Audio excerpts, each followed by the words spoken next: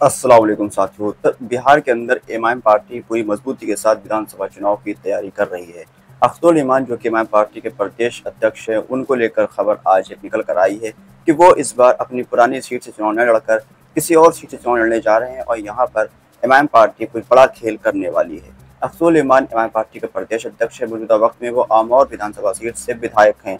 पिछले बार 50,000 से भी ज़्यादा बड़े मार्जिन से उन्होंने जीत हासिल करी थी, लेकिन वो इस बार अपनी सीट को चेंज करने वाले हैं और यहाँ पर एक बार फिर से अपनी परंपरागत सीट कोचाधामन विधानसभा सीट से वो अपनी उम्मीदवारी पेश करते हुए नजर आएंगे।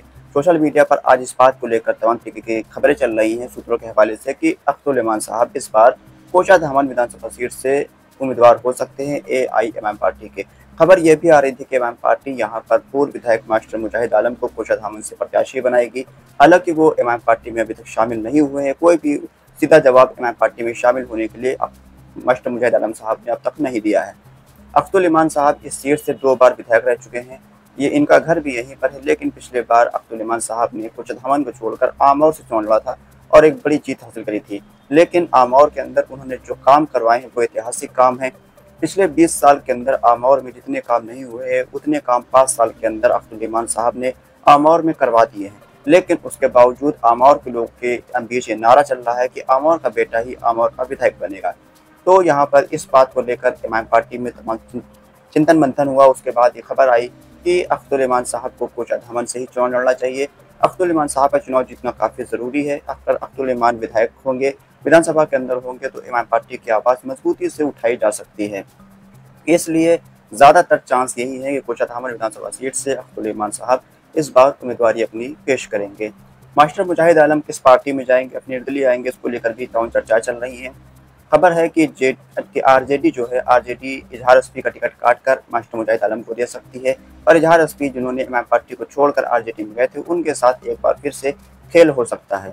ये उनके साथ होना भी चाहिए क्योंकि उन्होंने इमाम पार्टी को धोखा दिया, सीमांचल की आवाम और कोचाधामन की आवाम को धोखा दिया था। अब मास्टर मुजाहिद आलम अगर RJD से आते हैं और इमाम पार्टी से अख्तुल इमान साहब आते हैं तो अख्तुल इमान साहब का पल्ला ज़्यादा भारी रहेगा क्योंकि वो सीनियर नेता है, काफ़ी ज़्यादा उनका प्रभाव क्षेत्र के अंदर है। मास्टर मुजाहिद आलम उनके सामने कहीं टिकने वाले नहीं हैं। अगर मास्टर मुजाहिद आलम इमाम से आते तो वो चुनाव जीतने की पोजीशन में आ सकते थे। लेकिन यहाँ पर खबर यह भी है कि अगर मास्टर मुजाहिद आलम को RJD का टिकट ना मिला तो वो निर्दलीय या फिर प्रशांत किशोर की पार्टी से चुनाव में मैदान में आ सकते हैं। तो ऐसे में मुकाबला त्रिकोणीय हो सकता है और यहाँ पर एक बहुत ही बड़ा सियासी घटनाक्रम देखने को मिलेगा। लेकिन हर सूरत में इमाम पार्टी के प्रत्याशी को यहाँ पर लीड हासिल होगी और AIMM पार्टी का प्रत्याशी इस विधानसभा सीट पर चुनाव जीतने की पोजीशन में रहेगा। कोचाधामन इमाम पार्टी का गढ़ है। 2015 के अंदर इमाम पार्टी के अख्तुल इमान साहब यहाँ पर पहली बार चुनाव लड़े थे इमाम पार्टी के टिकट पर।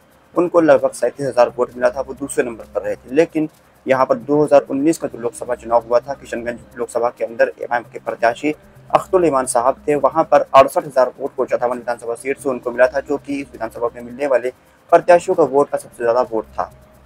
इसी तरह 2020 के विधानसभा चुनाव में इजहार एसपी इमाम पार्टी के प्रत्याशी थे, उन्होंने जीत हासिल करी थी। लगभग 80,000 के आसपास उनको वोट मिला था। इसी तरह 2024 के लोकसभा चुनाव में जब इजहार एसपी इमाम पार्टी को छोड़कर जा चुके थे, इमाम के 4 विधायकों ने पाला बदल लिया था, उस वक्त भी इमाम पार्टी को यहाँ पर 65,000 वोट मिला और अख्तुल इमान साहब 65,000 वोट पाकर इस सीट पर सबसे ज़्यादा वोट पाने वाले प्रत्याशी बने थे। तो यहाँ पर कोचाधामन एक इमाम पार्टी का गढ़ है, मजबूत किला है। तो इस सीट पर अगर अख्तुल इमान साहब प्रत्याशी होते तो यकीनी तौर पर अख्तुल इमान साहब एक बड़ी कामयाबी इस सीट पर हासिल कर सकते हैं और मास्टर मुजाहिद आलम को एक बार फिर से चुनाव में हार का सामना करना पड़ेगा। इसके साथ साथ कई और सीटें हैं जहाँ पर लेकर तमाम तरीके की चर्चाएं चल रही हैं। 22 के अंदर तमाम घटनाक्रम चल रहा है। इमाम पार्टी ने पूर्णिया के जिलाध्यक्ष को पद से हटा दिया है और अब देखना होगा यहाँ पर किसको पद पर लाया जाता है। आप अपनी रकम बॉक्स में जरूर बताएं कि कोचाधामन विधानसभा सीट से इमाम पार्टी के अख्तुल इमान साहब को उम्मीदवार बनना चाहिए या फिर आमौर से ही चुनाव लड़ना चाहिए और मास्टर मुजाहिद आलम क्या इमाम पार्टी में शामिल होंगे या फिर नहीं होंगे। ये सब राय कमेंट बॉक्स अपने आप लिखकर हमको जरूर बताएं। खुदा हाफिज़।